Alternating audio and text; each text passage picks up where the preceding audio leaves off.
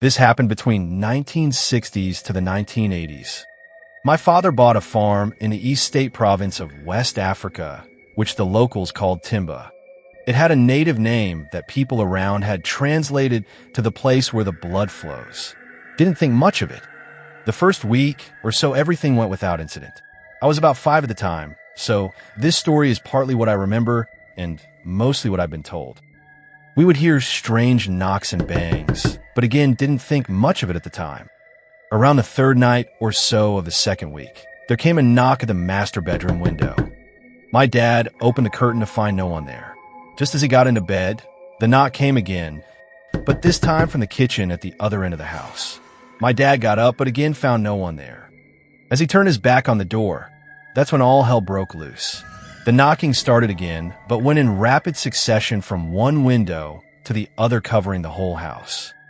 As my dad gathered all of us together, it suddenly started hailing stones. It went on like this for the rest of the night, until the first African plovers started their calls in the morning. Then all went silent. Apparently, it did not only torment us as the owners of the farm. The farm workers who were left the next morning didn't want to start work out of fear for the supernatural attacks. They believed a vengeful spirit was responsible for the phenomenon.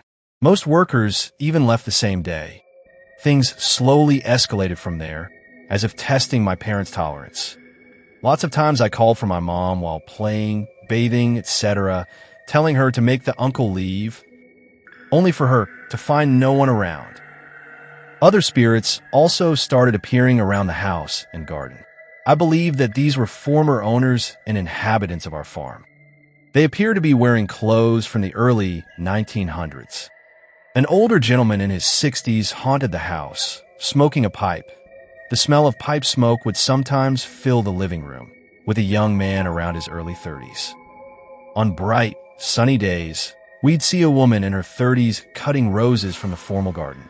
A young girl around 5 years old ran around her mother, both of them wearing bonnets, as was the custom among Boer folk for centuries. A few nights later, my family heard the neighing of horses in the old stone kraal, a type of cattle or livestock enclosure. There is the sound of hooves on the ground, the muted voices of men talking or discussing something, and the sound of the heavy iron gates swaying open, followed by a voice calling, and many other insane attacks. One day, my mother cried out in fear. Our healthy Rottweiler dogs were lying on their backs with their eyes turned back in their sockets, their mouths foaming. At first, my parents thought the animals had been poisoned. My father reached for the pickup, put the dogs on the back, and rushed towards town to take them to a vet. Just as my father exited the gate at the border of the farm, the dogs suddenly got up and acted as if nothing was wrong. This continued countless times, with the dogs immobilized for up to 15 minutes. Things quickly got worse from this point on. The sound of stones raining on the corrugated roof got worse, and the entity started finding human targets. My father and my 18-year-old brother were on the patio one evening when a stone hit my brother on the forehead. My father and brother both described the sound as a high-pitched whizzing noise, as if the stone had been hurled from a slingshot. The next day, my father installed powerful spotlights around the house and cut all of the lovely fruit trees surrounding the home down in an attempt to catch the culprits. It was all to no avail. Everything continued as usual with no one in sight. It seemed as if the rocks being thrown materialized from thin air. At this stage, the activity started to focus on my brother. He stayed in his own one-bedroom flat about 10 meters from the main house. One night, he was studying for a year-end exam when something unseen attacked him from behind. My brother was big and strong and into bodybuilding at that time, but an epic struggle ensued with the creature trying to strangle him for 25 minutes. When my brother finally broke loose from the creature's grip, he was covered in blood and looked like he'd been strangled with a barbed wire. His chest looked like it had been slashed by claws or blunt metal blades. Today, in his 40s, he still bears the scars on his chest. My brother was not the only victim, as it turned out. My mom was lying on the bed one day, reading a book, when she suddenly became paralyzed. Shortly thereafter, a bulldog appeared at the bedroom door. My mother said it felt like eternity as she soaked in every detail of the entity.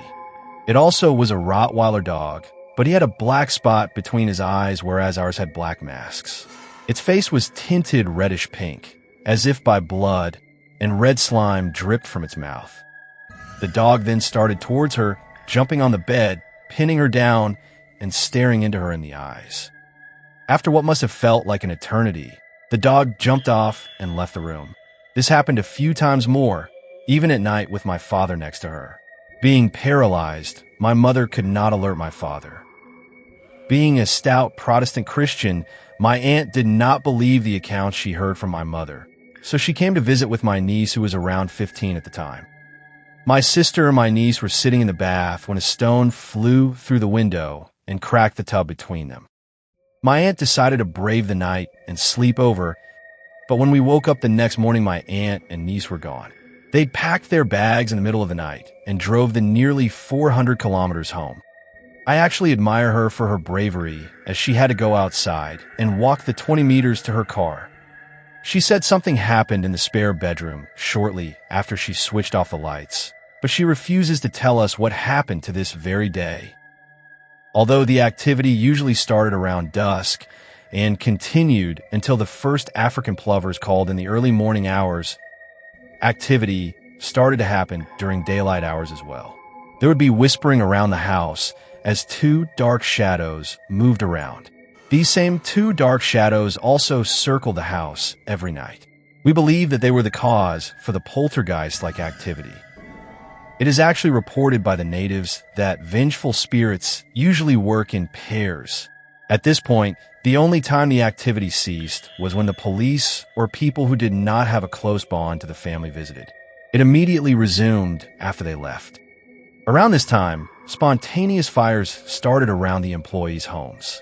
It started out almost harmless, but one day, some of the employees came bashing at the door, screaming that one of the other workers' house was burning down and that flames were leaping from the windows. The worker was on leave, and the door was locked from the outside with a strong deadbolt.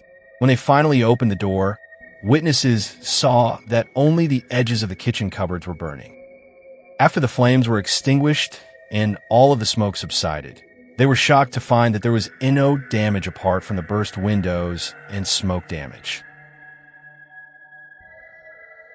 I'll be posting the part 2 of this chilling story tomorrow, so please like and subscribe if you don't want to miss that.